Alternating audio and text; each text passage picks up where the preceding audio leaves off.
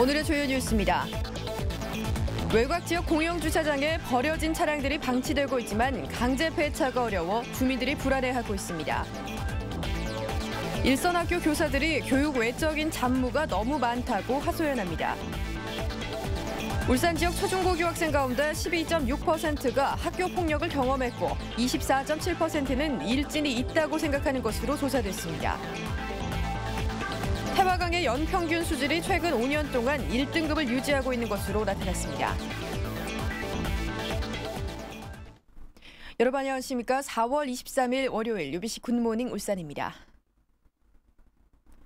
울산지방은 오늘 대체로 맑은 가운데 낮 최고 기온이 24도까지 올라서 약간 더울 것으로 보입니다. 내일도 대체로 맑은 가운데 올 들어 가장 높은 27도까지 올라 초여름 날씨를 보일 것으로 울산 기상대는 예보했습니다.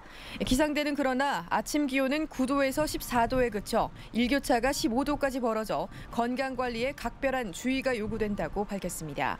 기상대는 모레는 흐려져 다시 전국적으로 비가 내릴 것이라고 내다봤습니다. 외곽 지역 공영 주차장에 버려진 차량들이 방치되면서 주민들이 불안해하고 있습니다.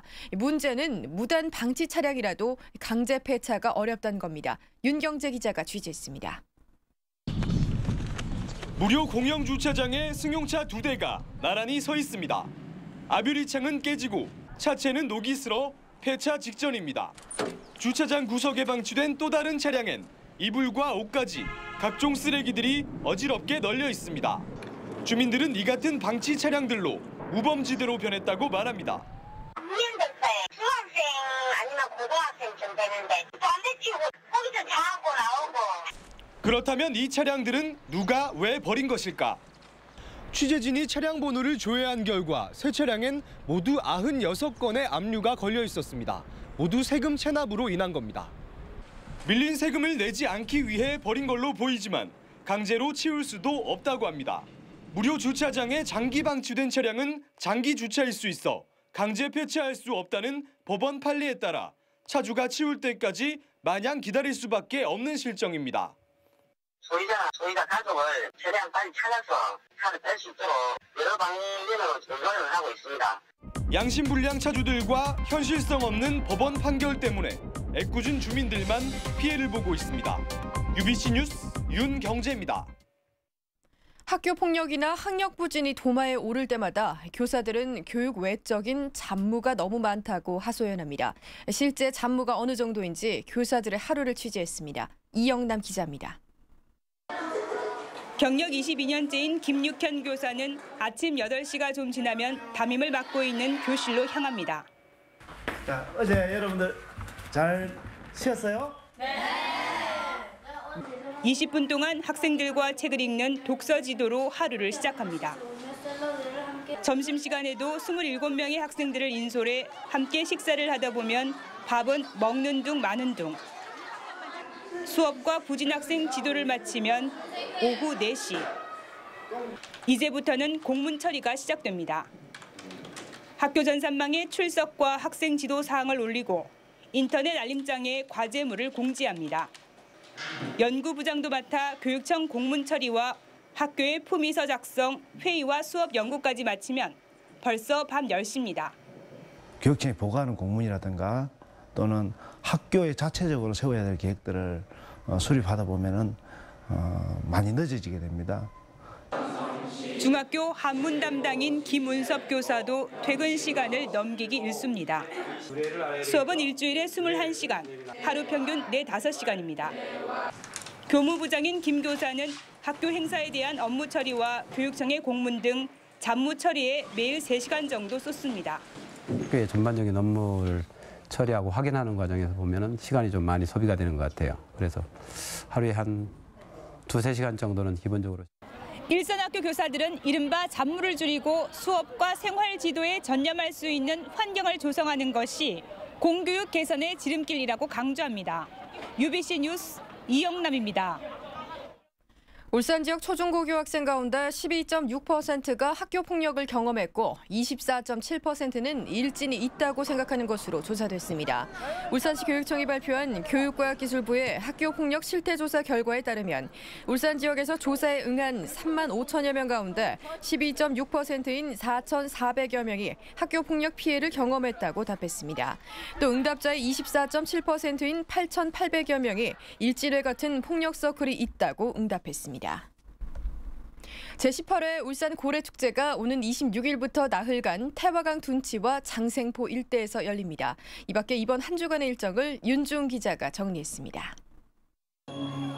올해 고래축제는 울산시와 남구가 공동 주최하고 고래문화재단이 주관해 생명의 도시 고래의 꿈을 주제로 37개의 다채로운 프로그램을 선사합니다.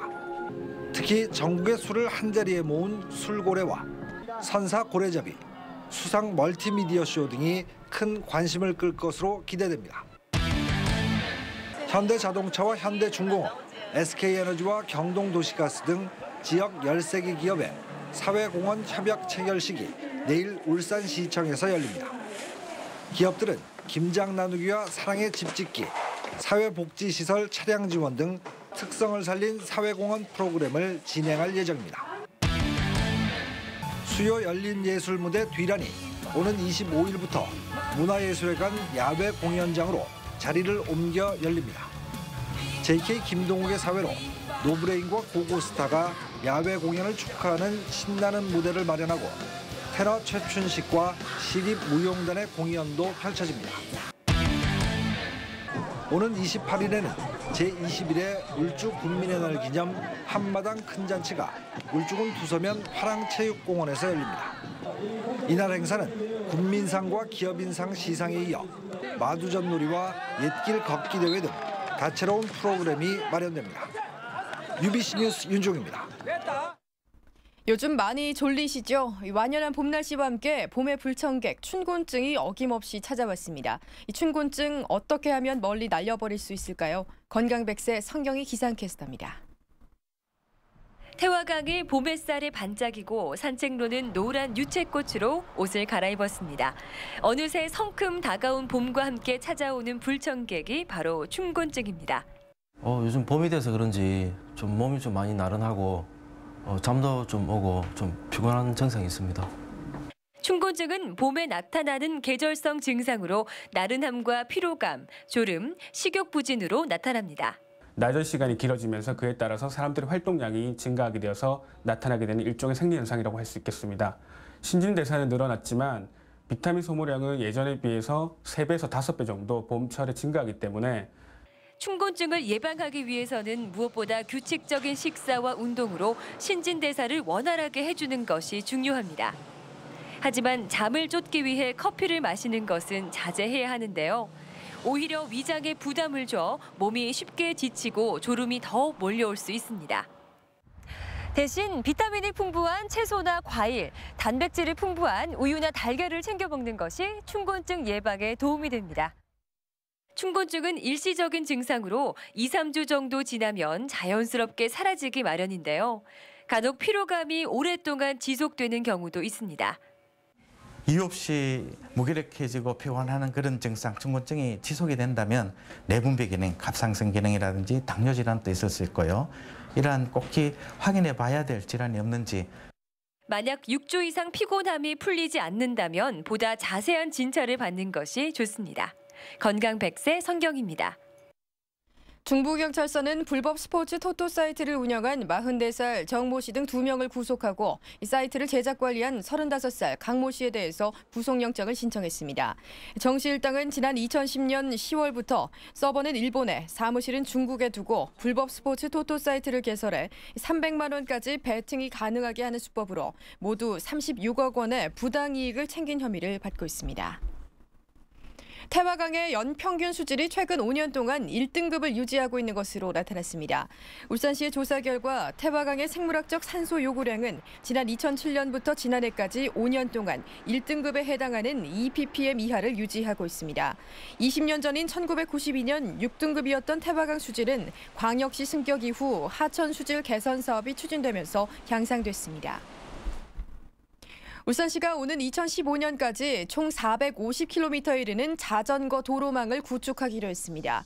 특히 내년 말까지 현대차 수출부두에서 성남사를 연결하는 백리길 자전거 도로를 완성해 자전거로 태화강을 종단할 수 있도록 할 계획입니다.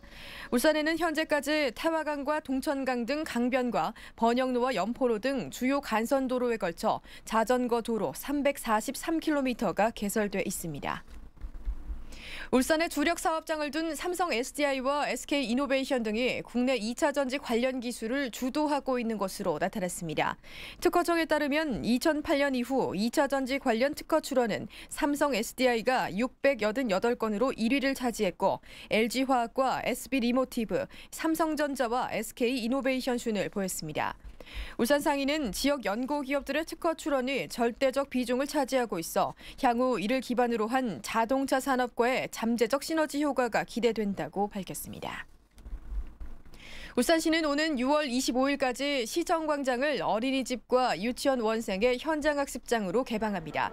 햇빛광장에는 철쭉과 영산홍 등 봄꽃이 피어있는 초록원과 잉어, 버들치 등 물고기와 다양한 수생식물이 있는 실개천이 조성돼 있습니다.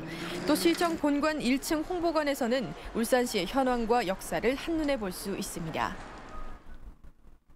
네, 이상으로 UBC 굿모닝 울산 마칩니다. 활기차게 한 주 시작하시기 바랍니다. 고맙습니다.